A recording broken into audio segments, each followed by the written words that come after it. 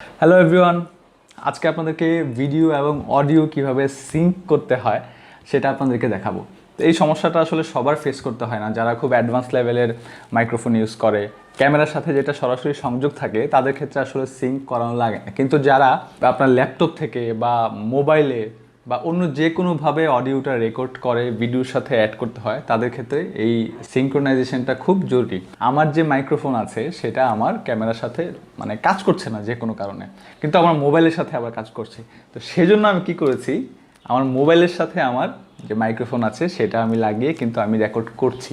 তো আমি যখন ভিডিওর পোস্ট প্রোডাকশন করি, এডিটিং যখন আমি করি, তখন আমার ক্যামেরার অডিও এবং আমার মোবাইলের যে রেকর্ড করা অডিও দুইটাকে আমি একসাথে সিঙ্ক করি। এর কারণে কী হয়, আমার অডিওটা কম্পারেটিভলি ক্লিয়ার আসে। কারণ ডিএসএলআরে বা আপনি যে কোনো ক্যামেরায় যেটাতে ভিডিও হয় আবার যেটাতে অডিও হয়, সেখানে অডিওটা অনেক সময় ভালো আসে না। একটা আপনার আলাদা একটা মাইক্রোফোনে যেরকম স্পষ্ট আসবে ঠিক সেরকম আসে না। সেই কারণে এই সিঙ্ক্রোনাইজেশনটা আসলে জরুরি। তো চলুন আপনাদেরকে আজকে দেখিয়ে দিই কীভাবে আপনার ভিডিওর সাথে আপনার অডিওটা আপনি সিঙ্ক করবেন। আমরা স্ক্রিনে চলে যাই এখন সরাসরি। অডিও আর ভিডিও সিঙ্ক করার কাজটা মূলত আমি অ্যাডোবি প্রিমিয়ার প্রোতে করি, কারণ এখানে খুব সহজেই কাজটা করা যায়। আর ক্যামতাসিয়া বা অন্য সফটওয়্যার যদি করতে হয় তাহলে সেটা ম্যানুয়ালি করা লাগে। আপনি দুইটা ক্লিপ একসাথে করে মিলছে কিনা ফ্রেম বাই ফ্রেম চেক করে তাহলে সেটা সেভাবে করতে হয়। তাই আমি যেভাবে করি সেটা সরাসরি আপনাদেরকে এখন দেখাচ্ছি। আমি প্রথমে আমার যে ভিডিওটা আছে সেটা আমি একটা সিকোয়েন্স ক্রিয়েট করলাম এখানে। তারপরে আমার যে অডিও আছে সেই অডিওটাও আমি ঠিক ভিডিওটার নিচে এখানে রাখলাম। তো এখন আপনাকে যেটা করতে হবে সেটা হচ্ছে আপনি অডিও এবং ভিডিও দুইটা সিলেক্ট করবেন একসাথে।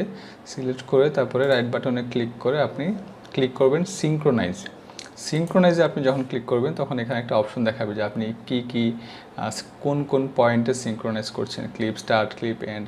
এসবে না গিয়ে আপনি যদি সরাসরি শুধু অডিওতে করে দেন, অডিও করে ফেললে আর কোনো ঝামেলা নেই, পুরো ক্লিপের সাথে এই ভিডিও এবং অডিওটা অটোমেটিক একটা সিঙ্ক করে ফেলবে।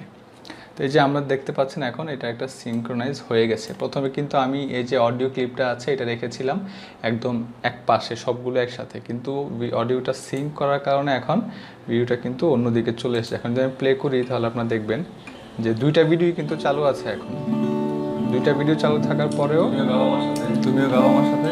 তো এটা আসলে আমি একটা ডুপ্লিকেট ভিডিও বানাচ্ছিলাম। আমি কল্পনা করছিলাম যে ওই পাশে টেবিলের ওই পাশে আরেকজন আছে, সেটা কল্পনা করে আমি কথা বলছিলাম। একটা ক্লোন ভিডিওর জন্য মূলত এটা রেডি করেছি। তো দুইটা আলাদা আলাদা ক্লিপ করে সেটা করতে হয়েছে। সেটা টিউটোরিয়ালটা আমি দেখাবো যে কীভাবে আমি আসলে এই কাজটা করেছি। তো আজকে যেটা মেইন উদ্দেশ্য সেটা হচ্ছে এই যে ডাবল ভিডিওটা।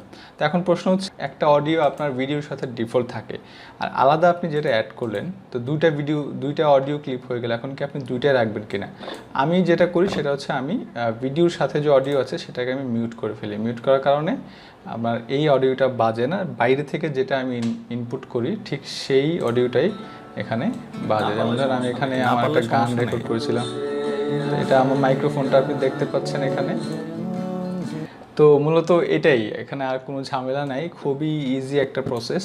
তারপরে আমি ভিডিওটাকে করি কি কাট করে ফেলি, কাট করে আমার যতটুকু রাখার দরকার আমি ঠিক ততটুকু সেখানে রাখি। তো এই হচ্ছে খুবই সিম্পল অডিও সিঙ্ক্রোনাইজ করে, এবং এটা খুব কাজের।